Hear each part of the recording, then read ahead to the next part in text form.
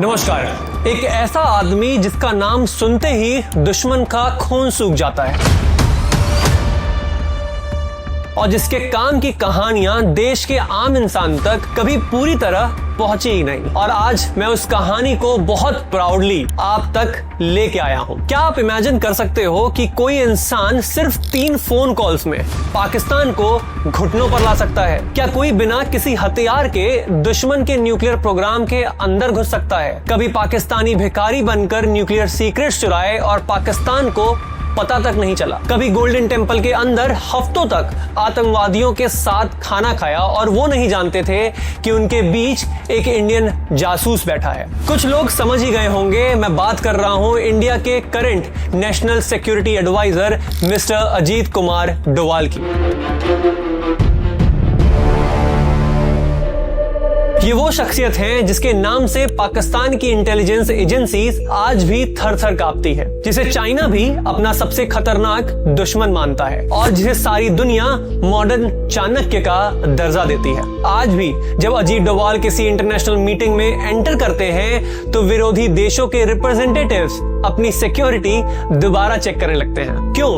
क्योंकि वो जानते हैं कि ये वो व्यक्ति है जो उनके सबसे गहरे राजों तक पहुंच सकता है। इस कहानी में जो राज छुपे हैं वो आपके दिमाग को हमेशा के लिए हिला देंगे। तो तैयार हो जाइए, क्योंकि अब शुरू होने वाली है वो कहानी जो हमें सिखाएगी कि असल ताकत बंदूकों में नहीं, दिमागी कुशलता में होती है। 20 जनवरी 1945। दोस्तों, ये कोई आम तारीख नहीं थी। वर्ल्ड वॉर 2 का धुआं अभी भी साफ नहीं हुआ था। ब्रिटिश साम्राज्य हिल रहा था और उसी तूफानी दौर में उत्तराखंड के पौड़ी गढ़वाल में मेजर जीएन डोवाल के घर में जन्म लेता है एक बच्चा जिनकी किस्मत में लिखा था दुनिया को हिलाना। ये बच्चा मेजर जीएन डोवाल एक बहादुर फौजी अफसर का बेटा था। लेकिन यहाँ एक इंटरेस्टिंग फैक्ट ये है कि अजीत डोवाल की मदर यूपी के फॉर्मर सीएम एचएन बहुगुणा की कजिन थी। मतलब राजनीति और फौजी दोनों के ट्रेड्स इनके खून में दौड़ रहे थे। एक बार 8 साल के अजीत जब खेल रहे थे तब अचानक वो अपने दोस्तों को बताने लगे कि मैं बड़ा होकर दुश्मनों को ऐसे हराऊंगा कि उन्हें पता तक नहीं चलेगा। दोस्त हंस रहे थे, लेकिन आज वो शब्द भविष्यवाणी लगते हैं। मेजर डोवाल का ट्रांसफर राजस्थान हो गया और अजीत की पढ़ाई शुरू हुई अजमेर के फेमस इंडियन मिलिट्री स्कूल में। अजमेर मिलिट्री स्कूल में जो हुआ वो आज भी टीचर्स की याददाश्त में है। अजीत की तस्वीरी याददाश्त इतनी तेज थी कि किताब एक बार पढ़कर पूरी याद हो जाती थी। लेकिन यहाँ पर सबसे अजीब बात यह थी कि वो साइकोलॉजी की किताबें भी छुप के पढ़ते थे। 16 साल का लड़का साइकोलॉजी क्यों पढ़ रहा है, ये राज तब समझ आया जब वो बाद में मेंटालिटी वॉर के उस्ताद बने। अजीत को पता था कि फ्यूचर में जंग सिर्फ और सिर्फ हथियार से नहीं बल्कि आर्थिक मैदान पर भी लड़नी होगी। 1968 में यूपीएससी में जो हुआ वो ऐतिहासिक था। पहले अटेम्प्ट और टॉप रैंक के साथ सिर्फ 22 साल की उम्र में आईपीएस क्लियर कर लिया। आईपीएस सिलेक्शन के बाद ट्रेनिंग कंप्लीट करके केरला के कोट्याम डिस्ट्रिक्ट में एएसपी की पोस्टिंग मिली। केरला पोस्टिंग के कुछ ही दिन बाद एक ऐसा तूफान आने वाला था जो अजीत डोवाल की जिंदगी को कंप्लीटली ट्रांसफॉर्म कर देगा। 28 दिसंबर 1971। दोस्तों, यहां से शुरू होती है वो कहानी जो अजीत डोवाल को लेजेंड बनाने वाली थी। कन्नौर डिस्ट्रिक्ट के थलासरे में मौजूद नूरजहां होटल में एक ऐसी घटना हुई जिसने पूरे इलाके को आग के हवाले कर दिया। होटल की पहली मंजिल से किसी ने जूता फेंका था, सिर्फ एक जूता, लेकिन इस एक जूते ने 2 धर्मों के बीच एक ऐसी आग भड़काई कि पूरा इलाका जल गया।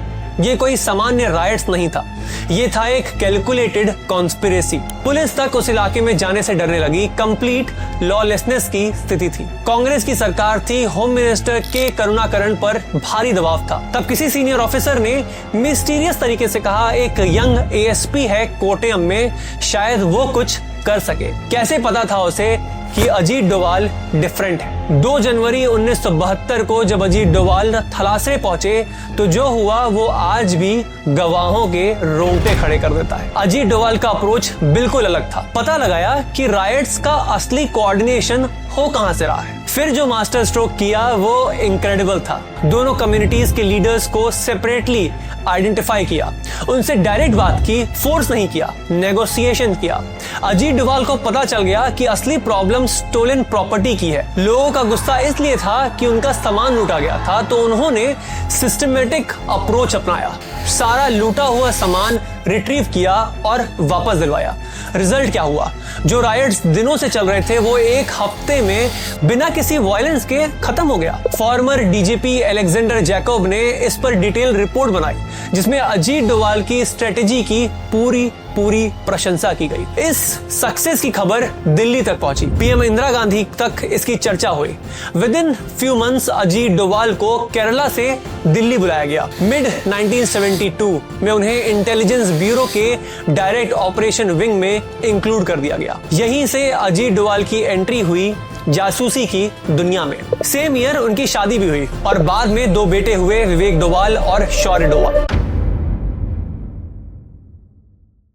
1970s के इंडिया के न्यूक्लियर टेस्ट के बाद पाकिस्तान कंप्लीटली डेस्परेट हो गया था। डॉक्टर AQ खान के लीडरशिप में पाकिस्तान ने चाइना और फ्रांस से हेल्प मांगी न्यूक्लियर प्रोग्राम डेवलप करने के लिए। फ्रांस को जब पाकिस्तान के एंटी इंडिया इंटेंशंस का पता चला तो वो पीछे हट गया, लेकिन चाइना और नॉर्थ कोरिया ने फुल सपोर्ट दिया। ये इंडिया के लिए एक थ्रेट बन रहा था। जब पीएम इंदिरा गांधी को ये इंटेलिजेंस मिली तो उन्होंने इमरजेंसी मीटिंग बुलाई। रॉ और IB को क्लियर इंस्ट्रक्शंस दिए, पाकिस्तान का न्यूक्लियर प्रोग्राम का पता लगाओ और रोको, जो भी कीमत चुकानी पड़े। इंडियन इंटेलिजेंस एजेंसीज ने इमीडिएटली कोवर्ट ऑपरेशन शुरू किए। अजीत डोभाल को पाकिस्तान एम्बेसी में फर्स्ट सेक्रेटरी का कवर दिया गया। पाकिस्तान में 6-7 साल तक रहे अजीत डोभाल इस दौरान कई बार स्पाई ऑपरेशंस में इन्वॉल्व हुए। कहूटा न्यूक्लियर फैसिलिटी के आसपास भिखारी बनकर इंटेलिजेंस गैदरिंग की, और सबसे फेमस इंसिडेंट था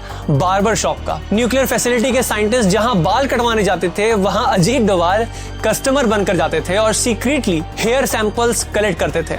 ये सैंपल्स इंडिया भेजकर न्यूक्लियर रेडिएशन एक्सपोजर चेक कराते थे। इस टेक्निक से कंफर्म हो गया कि कहूटा में एक्टिव यूरेनियम एनरिचमेंट प्रोग्राम चल रहा है। पाकिस्तान के most classified nuclear secrets India को पता चल गए। ये मिशन इतना सक्सेसफुल हुआ कि पाकिस्तान को कभी पता ही नहीं चला कि उनका मोस्ट सीक्रेट प्रोग्राम इंडिया के लिए एक ओपन बुक है। इस अचीवमेंट के बाद अजीत डोभाल को कीर्ति चक्र से सम्मानित किया गया, पहला पुलिस ऑफिसर जिसे मिलिट्री ऑनर मिला। पाकिस्तान मिशन के दौरान ही इंडिया में एक और क्राइसिस शुरू हो रही थी, पंजाब में मिलिटेंसी।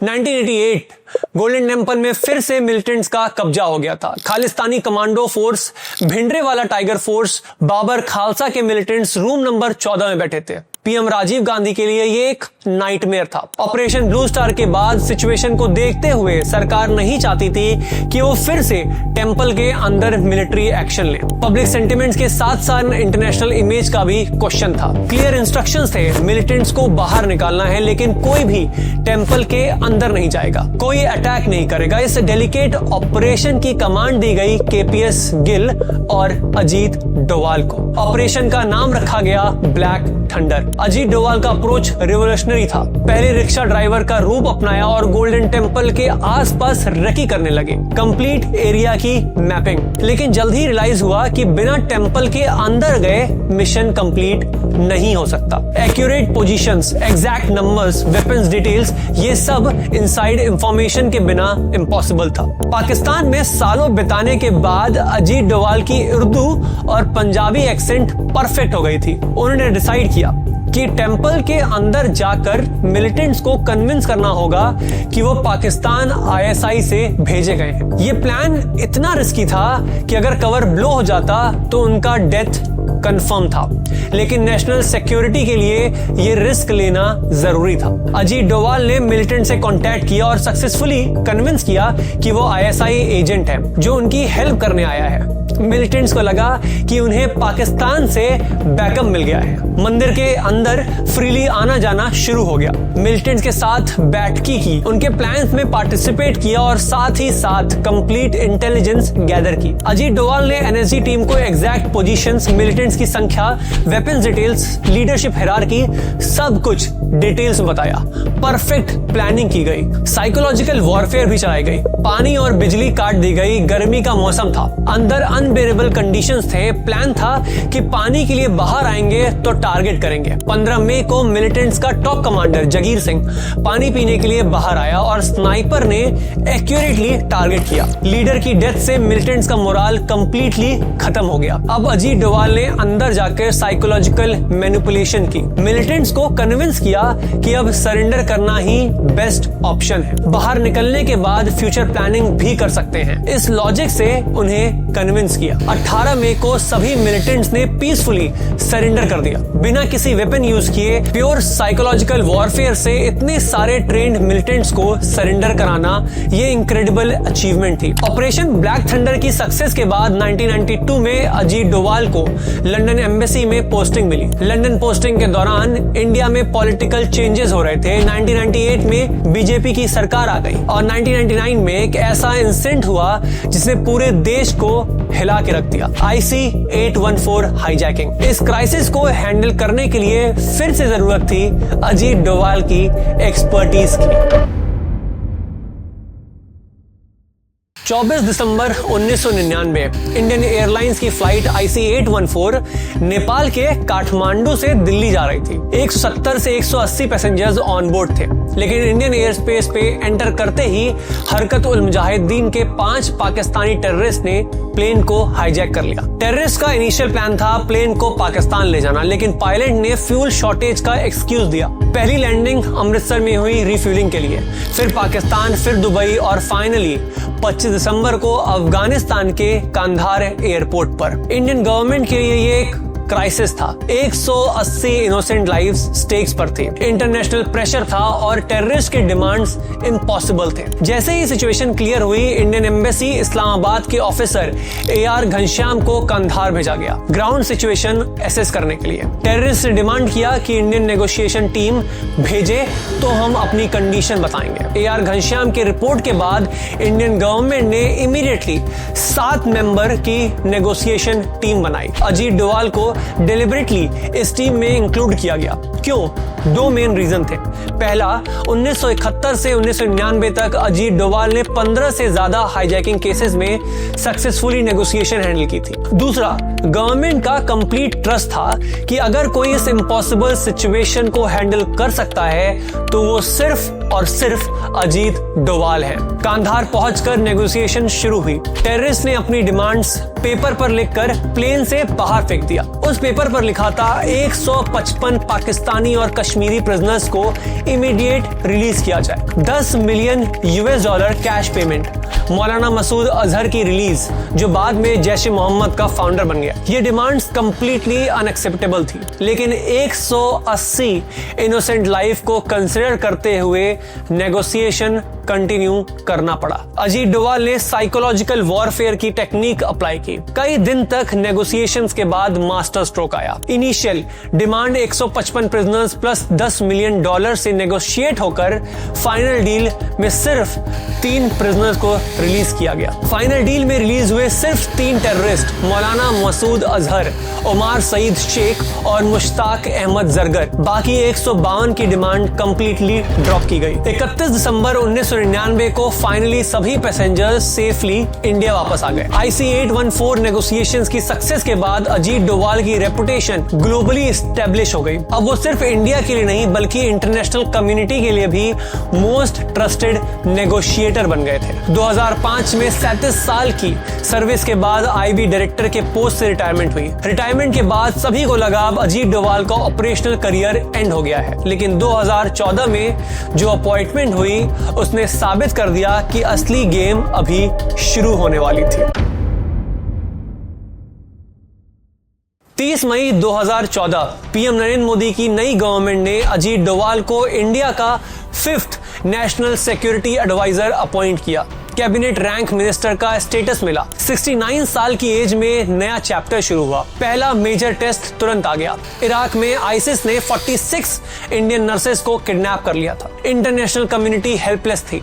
डिप्लोमेटिक चैनल्स फेल हो रहे थे। जून 2015 में अजीत डोवाल ने मास्टर स्ट्रोक लिया। सीक्रेटली इराक की गवर्नमेंट के साथ कोऑर्डिनेट किया, ग्राउंड सिचुएशन एसेस की और कुछ ही दिन में सभी नर्सेस को सेफ रेस्क्यू कर लिया। 2016 उरी अटैक के बाद जो सर्जिकल स्ट्राइक हुई वो अजीत डोवाल के ब्रेन चाइल्ड थे। 2019 पुलवामा अटैक के बाद बालाकोट एयर स्ट्राइक, ये भी अजीत डोवाल की स्ट्रेटेजिक प्लानिंग का रिजल्ट था। पाकिस्तान को क्लियर मैसेज मिल गया था कि टेररिज्म का प्राइस पे करना होगा। सबसे ड्रामेटिक मूवमेंट तब आया जब विंग कमांडर अभिनंदन का प्लेन पाकिस्तान में क्रैश हो गया। पाकिस्तान उसे रिलीज करने का तैयार नहीं था। यहाँ पर अजीत डोवाल का डिप्लोमेटिक मास्टर स्ट्रोक सामने आया। एक स्ट्रेटेजिक फोन कॉल अमेरिका को, इंटरनेशनल प्रेशर पॉइंट्स एक्टिवेट किए गए और कुछ ही घंटों में पाकिस्तान को मजबूर होना पड़ा। पाकिस्तान गुडविल जेस्चर का नाम देकर अभिनंदन को रिलीज करने को मजबूर हुआ। 2020 गलवान वैली कॉन्फ्लिक्ट के टाइम भी उनकी बिहाइंड द सीन डिप्लोमेसी ने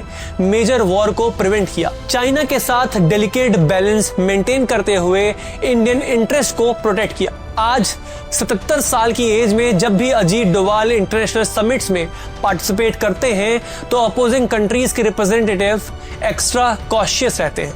क्यों? क्योंकि वो जानते हैं कि आदमी 30 मिनट की मीटिंग में भी क्रूशियल इंटेलिजेंस गैदर कर सकता है। कुल मिलाकर अजीत डोवाल की कोर फिलॉसफी सिंपल लेकिन बेहद पावरफुल है। तुम्हारा दुश्मन तुम्हें फिजिकली हार्म करने से पहले मेंटली डिफीट कर देता है। इसी वजह से वो हमेशा साइकोलॉजिकल एडवांटेज बनाए रखते हैं। उनका मशहूर कहना है, wars are not won by weapons alone, they are won by minds that refuse to accept defeat. और यही माइंडसेट उन्हें इनविजिबल बनाता है। अगली बार जब भी आप अखबार में पढ़ें कि इंडिया ने स्ट्रेटेजिकली कोई मेजर डिसीजन लिया है, याद रखिए उनके पीछे अजीत डोवाल का तेज दिमाग काम कर रहा होता है। सच में जहां सबकी सोच खत्म हो जाती है वहां से अजीत डोवाल की सोच शुरू होती है। जय हिंद, जय भारत और सलाम उस इटर्नल गार्डियन को जिसका नाम है अजीत कुमार डोवाल।